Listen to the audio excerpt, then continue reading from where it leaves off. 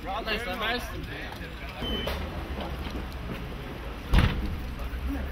Es nezinu, vai es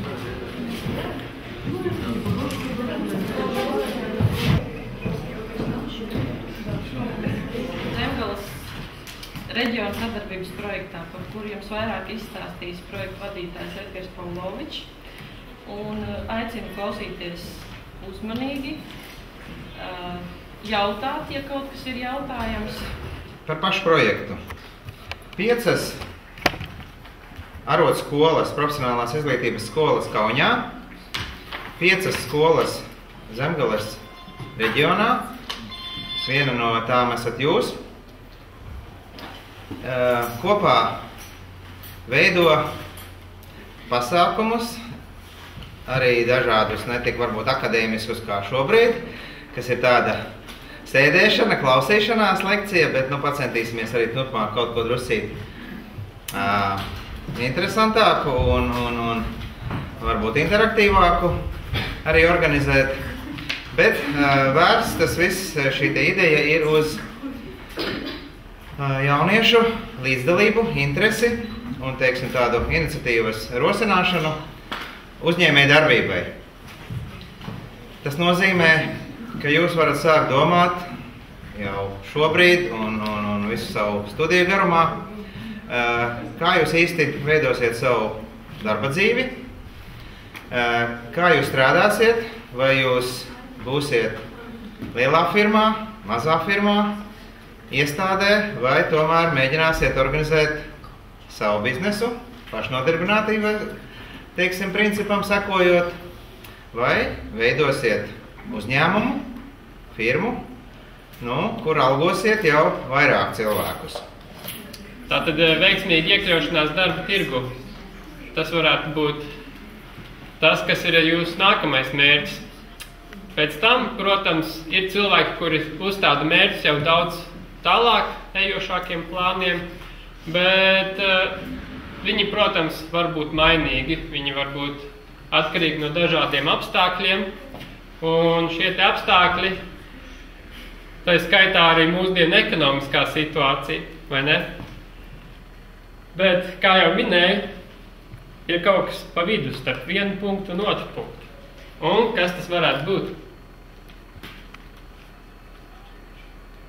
Rīcība, vai ne? Tad mēs varam konstatēt, kur mēs esam šobrīd, un mēs varam izsapņot visneiedomājamākos sapņus un nolikt šo te par mērķi, bet nekas nenotiks, iekams mēs neko nedarīsim, vai ne? Šādu naudas plūsmas kvadrantu ir izdomājis, varētu teikt, viņš ir patentējis šo teoriju. Teorija viņa eksistēja visu laiku, bet viņš viņu ir ļoti saprotamā veidā konceptuāli parādījis. Tāds cilvēks, Amerikas investors un biznesmenis Roberts Kiyosaki. Un būtībā abi šie te gaišākas krāsas kvadranti to arī nozīmē, ka viņu finansiālā labklājība ir atkarīga no viņu tiešā darba. Veikt šos tiešos pienākumus. Kas tad notiek? Mūsu ienākumu avots apsīks, vai ne? Viss nav vairāk.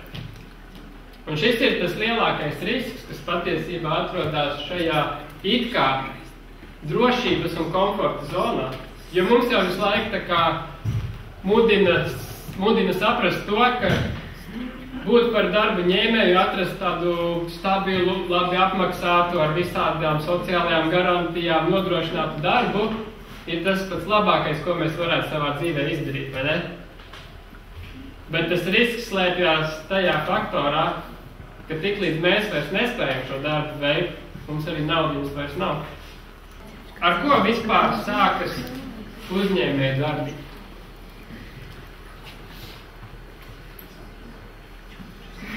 Ar ideju? Tieši tā. Ideja. Ideja ir tas, kas vispār mūsdienās visu pasauli kustina un darbina un arvien jaunas idejas top. 2 idejas savienojas un rodas 3. ideja. Vienmēr ir jautājums par idejām. Tas ir vienmēr jautājums par idejām. Ja jums nav ideja, jums nav nekāda iespēja uzsākt uzņēmējdarbību. Tad es pieļauju, ka jums visiem ir pilna galva ar dažādām idejām, vai ne? Bet tomēr tas jebkurā gadījumā ir jautājums par jūsu pašu veselību. Un tas, ka jums ir dota nevainojama veselība sākumā, ir tikai atkarīgs no jums, vai jūs šādu veselību saglabāsiet, vai ātri vien viņu pazaudēsiet, vai ne? Un tad būs jāiegulda naudiņu veselības ārstēšanā. Kā ir? Kāda ir sajūta? Ka nemaz tik traki nav, vai ne? Ja tā padomā, pasaulē ir daudz globālākas problēmas par jūsu caurajām biksēm. Un, ja tā padomā, tad runā, ja mēs saliktu visu, noliktu savu problēmu čupiņu, kā saka, ja, un salīdzinātu to ar kādu citu cilvēku problēmu čupiņu, mēs ātri vien savākt savēju. Pārsteidzoši, vai ne? Nekad nebūtu domājuši, ka jūs esat pasaules bagātākie iedzīvotāji, ne? Bet tā viņš ir. Un par cik cilvēks ir tāda neremdināma būtne, ja, ka viņam vajag arvien vairāk. Un tas ir tikai dabiski, jo tas ir daļa no progresa. Protams, kaut kādā brīdī mēs varam nedaudz piebremzēt, kaut kādā brīdī nedaudz vairāk uzgāzēt, bet kopumā tas ir progresa jautājums. Un ja mums ir iespēja, tad kāpēc to neizmantot, vai ne?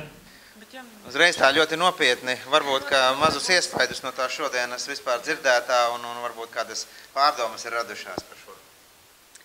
Tātad, manuprāt, šī bija lieliska uzstāšanās, jo tā man vairāk motivēja. Jo kādreiz man bija mērķi, uz kuriem tiekties, bet viņi palēnām izgaisa. Tādēļ šis bija ļoti noderīgi, tā es uzskatu. Jā, protams, man arī ļoti noderēja šī prezentācija. Aktīvi piedalījies tajā interaktīvajā pasākumā. Kā tev tas likās? Likās aizraujoši. Tā prezentācija man pārliecināja. Jā. Tiešām. Kā tev liekas? Man ļoti patīk. Es esmu piedalījusies arī citās līdzīgās, kur motivē cilvēks. Un man ļoti tas patīk, jo tas palīdz. Man ir motivācija, es gribētu arī atvērt savu uzņēmumu. Un katru reizi ejot uz šādām sesijām vai semināriem, kā viņas nosaukt, tas motivē aizvien vairāk un vairāk. Un no katras es iegūstu kaut ko jaunu un kaut ko interesantāku, ko es varu papildināt savā dzīvē.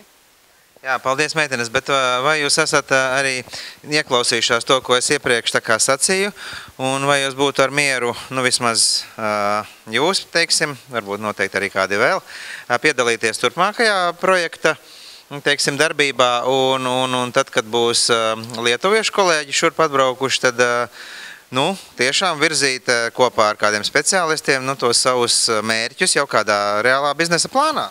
Jā, viennozīmīgi. Jā, tādēļ, kad man ir daudz idejas, un es viņas gribētu īstenot. Labi. Tā arī es varu domāt pie. Varbūt jau kaut kas konkrēts tev ir, ko tu esi domājis noteikti likt lietā, un tas tev palīdzētu, teiksim, tāda, uzlikt uz papīra tās savas idejas un tos soļus, kā tu viņus vari realizēt. Jā, es labprāt piedalītos turpmāk, un mums tā kā skolā bija arī jāveido savs tā kā neliels biznesa plāns par savu uzņēmumu, un es arī biju jau to izveidojis tādu nelielu. Man ir par masāžu salonu, tas man ļoti patīk, tas vairāk mans hobijs, kur es vēlētos īstenot, atvērt šo masāžu salonu, un man jau bija viss plāni, kā izskatīsies, kas darbosies tur, un kur tas atradīsies, un kā viss notiks. Un tiešām tas patīk, un es vēlētos tiešām to īstenot un realizēt. Paldies par jūsu domām.